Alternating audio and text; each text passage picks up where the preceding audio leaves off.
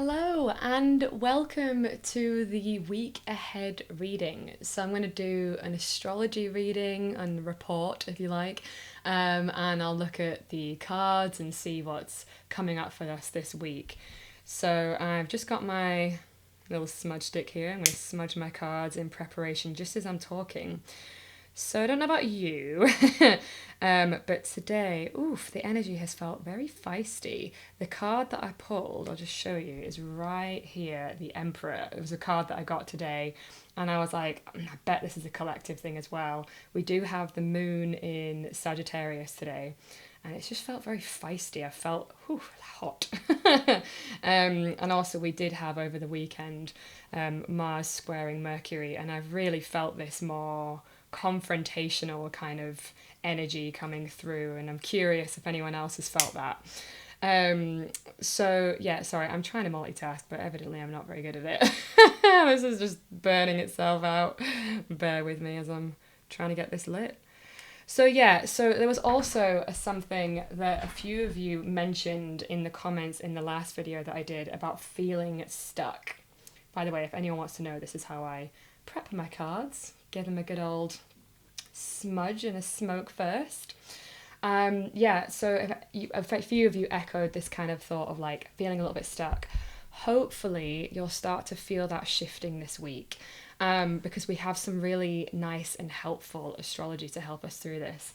So today we don't have anything major, obviously, other than the moon being in Sagittarius, and I think we're still feeling the effects of Mars squaring Mercury. But on Tuesday, we have some really lovely transits happening. So we've got Mercury, which is the planet of communication, making a helpful aspect, which is called Trine, to Jupiter. So this can really encourage like long-term plans. So Jupiter is the sort of more of a long-term planet, if you like, where it's very expansive, optimistic, bigness, but it's like long term.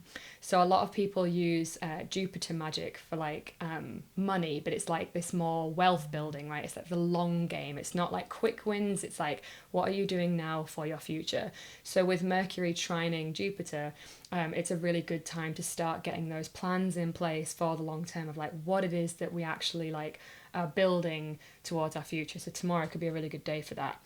And at the same time, we have Venus trining Mars. So again, helpful aspect, Venus and Mars coming together. And Mars is going to help us really like get us motivated to move towards our like passions and desires. So this is a really nice like coming together of the masculine and the feminine. And I just think it's going to be like a really nice energy to work with. So again, if you've been feeling this more like stuck and just like, I don't know what to do because the eclipse was heavy. I've only just really recovered. I'm not even sure I've fully recovered still. But yeah, like now we're going to start feeling that bit more kind of passion and drive again, hopefully, if you haven't been feeling that so much. So that's tomorrow. So that's Tuesday.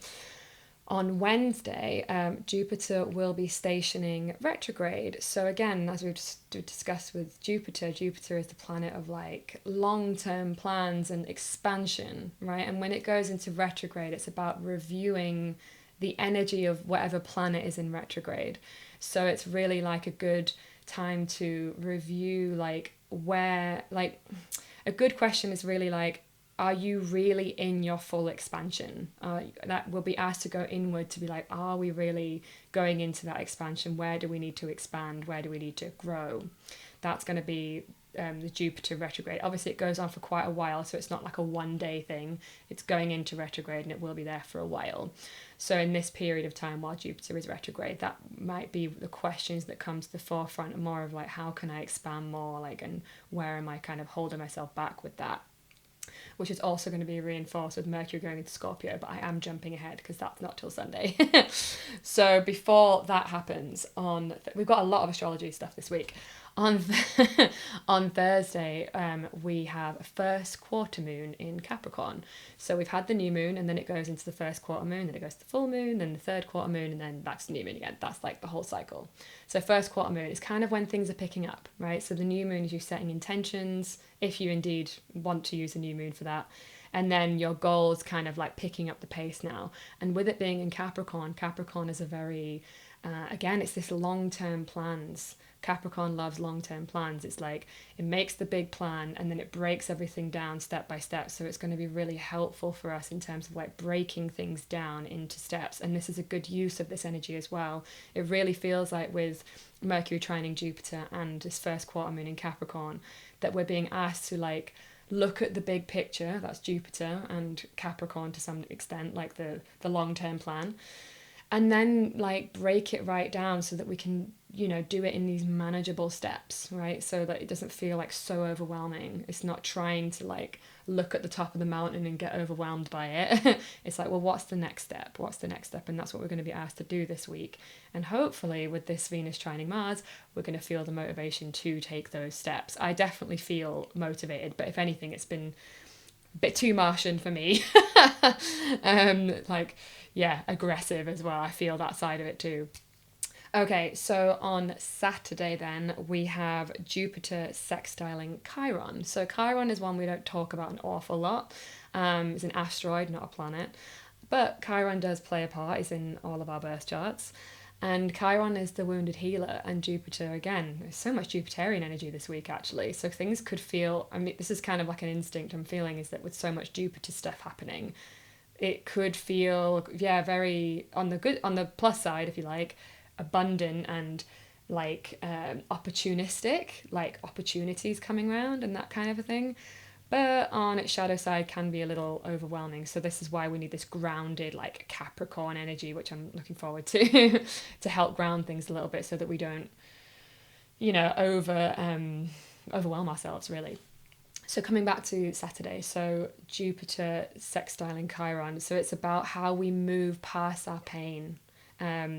It's really like a good time, yeah, to bring hope and healing energy beyond our pain, because Chiron is the wounded healer archetype and Jupiter is the expanding beyond our pain, right? That's how they come together. So again, like we might be really finding it easier to move past our past hurts if there's been things that have been like keeping you stuck because you've been wounded, that Jupiter is going to help move beyond that. So that we can actually take action on the things that we want to take action on, rather than being held by our past, like stuck, I'm trying to say, like held back by our past. That's what I'm trying to say. Okay. And then on Sunday, Mercury, sorry, there's so much. Mercury will be moving into Scorpio. So I kind of jumped ahead before on that. Again, Scorpio is like the underworld, like Pluto rules Scorpio. So it's very much about Mercury, the mind, going into the depths under the sort of surface, right? And it has this real kind of like shadowy territory kind of energy to it. It's like questioning your life. That's kind of like the questioning is Mercury, but then like getting deep on things, getting into the deeper questions. That's going to be Mercury in Scorpio for like a period of time. So it won't just be on Sunday that you feel the urge to do that. It's more that when Mercury is in Scorpio for that period of time, you might find yourself kind of going into those deeper questions, looking underneath the hood, right? Looking in underneath the surface of things and like having deeper conversations that will really encourage more depth, really, is this kind of transit. So I'm kind of curious to see what that might bring up for us all with Mercury entering the underworld. So that's kind of like a quick overview of the astrology of the week. And then we're going to do a card reading. Just looking at the general energies for the week ahead. To see, sorry, that's the wrong way around, there we go. I don't read these cards in reverse, you might have noticed that if you've followed me for some time.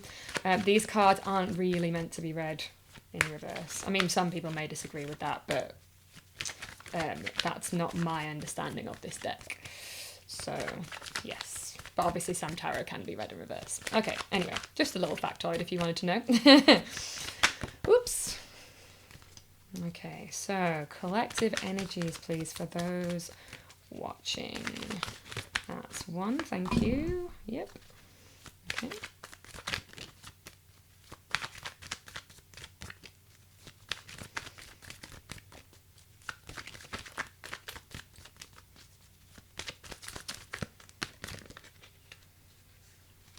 Yeah. Jupiter's card, thank you. I'll show you in a second.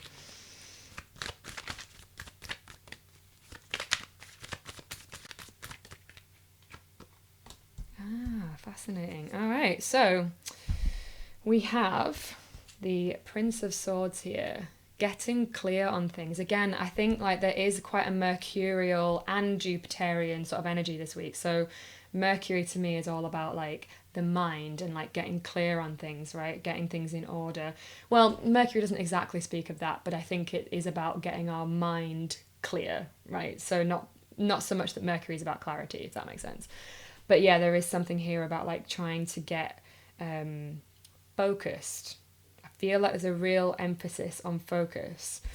This is Jupiter's card here as well. So typically this card speaks of like things changing, right? The wheel of fortune, and fortune being something that you're wanting to move towards, things changing in your favor. But I think it's just kind of this generally like Jupiter's going to be a very influential energy. Like the reason I'm saying that is because that's Jupiter's glyph right there. So yeah, Jupiter being quite a big influence this week. I really do feel that kind of like how expanding and growing, and that can be a little uncomfortable sometimes, and it can be a bit overwhelming. So we're being also reminded to rest. Four of Swords. So yes, grow. Yes, get clear on things. But yeah, there is a kind of, I feel like this is a little bit of a heads up, like a don't overdo it though, because that is what again, Jupiter is the planet of like plenty and what's the word, like excess.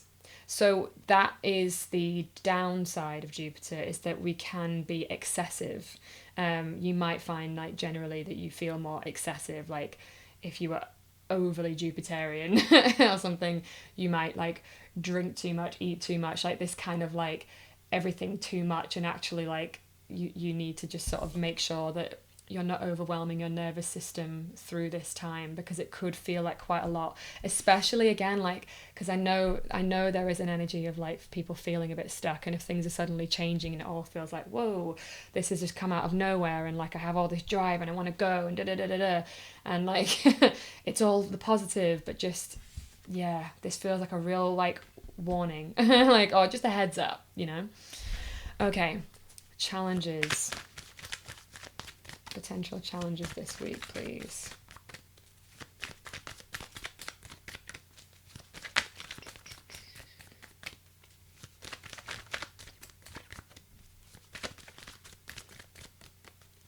Alright, nothing is majorly coming out. Okay. Ooh, interesting. Here we have the Seven of Swords, futility. Yeah, so just, this is really interesting, because this card speaks of like feeling a little bit like, what's the point?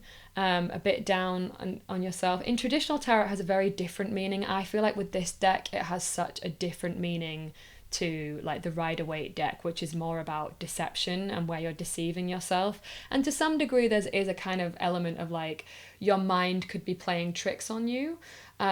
So that's something to look out for, like if your mind's playing tricks on you. But yeah, I do wonder if for some of you it could just feel like the heaviness hasn't quite passed yet, and things could feel a little bit much. So just something, again, it's just like, just make sure you take a beat then.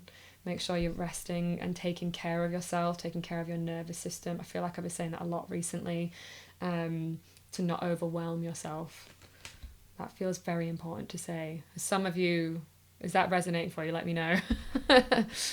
Okay. Best part of the week, please.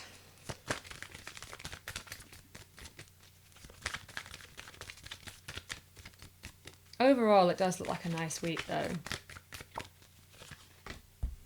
Oh, that's lovely.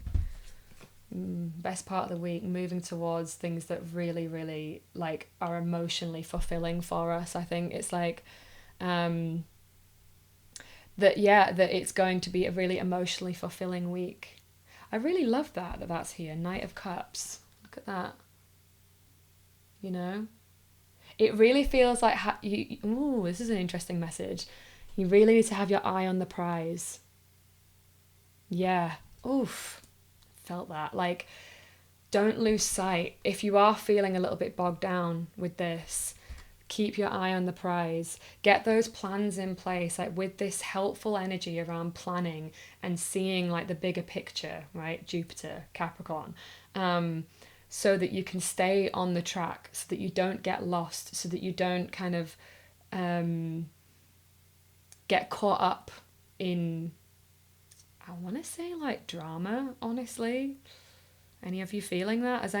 Again, let me know in the comments, has that been something that's coming up? I'm getting this real sense of like there's been some drama going on and it's been like derailing you. But you need to keep your eye on the prize. And actually, if you let it, it'll be a very emotionally fulfilling week.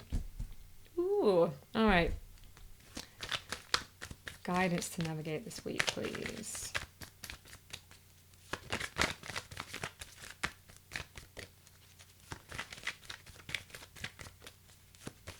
Yeah, it feels like some of you are still tired. That Four of Swords is really jumping out at me. So just be gentle.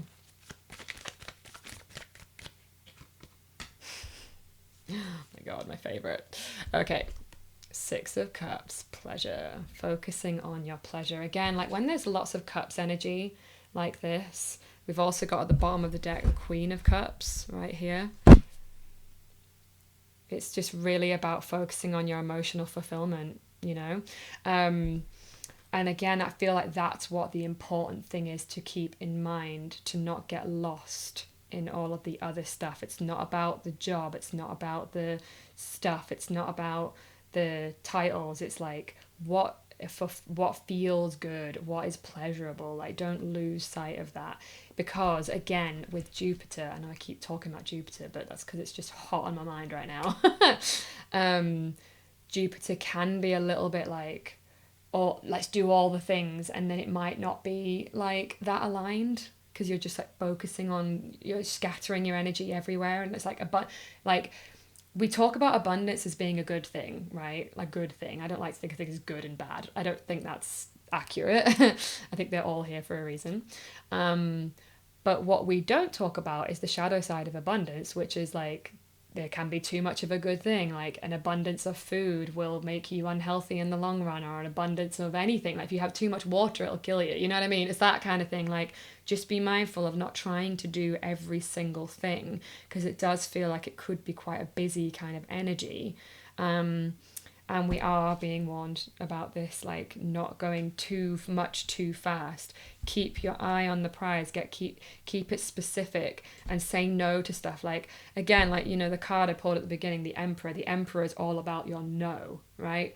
Emperor is Aries, and Aries is like all about those boundaries and about knowing what you want and being very clear about that, and like being very direct about things. And I think we do need to keep that in mind, so that we don't go into more burnout, because that has been such a theme that I'm like, we are going into a calmer season now, right? It's not summer anymore, it's autumn. Things are slowing down, things are calming down, and we just have to be a lot more caring towards ourselves and a lot more assertive, so that we can actually continue to nurture and nourish ourselves, rather than saying yes to everything and then just getting burned out and pissed off and all that kind of stuff, right? I don't know, I just feel like that's something to look out for.